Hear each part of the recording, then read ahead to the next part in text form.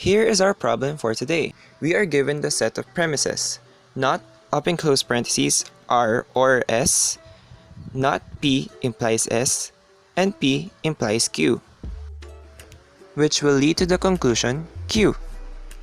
Take a look at the first line.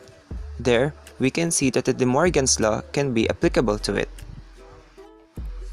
We distribute the not sign to the values inside the parentheses. So its outcome would be not R and not S, where the De Morgan's law is applied to line number 1. Next, we take a look at line number 2.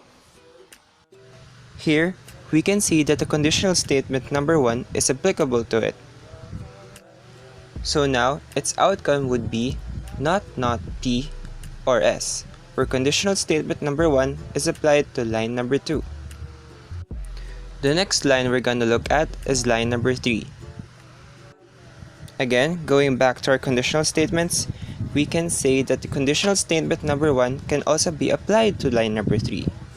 And now its outcome would be not P or Q, where conditional statement number 1 is applied to line number 3.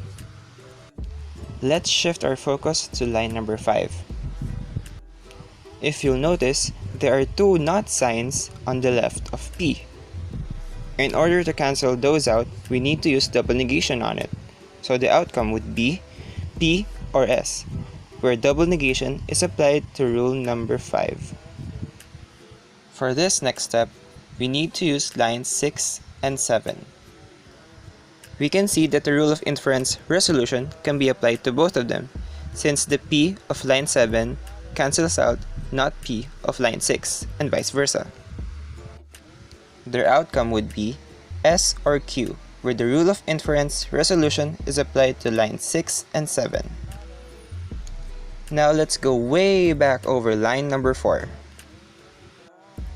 It meets the criteria needed for the rule of inference simplification because of the two variables and the AND operator.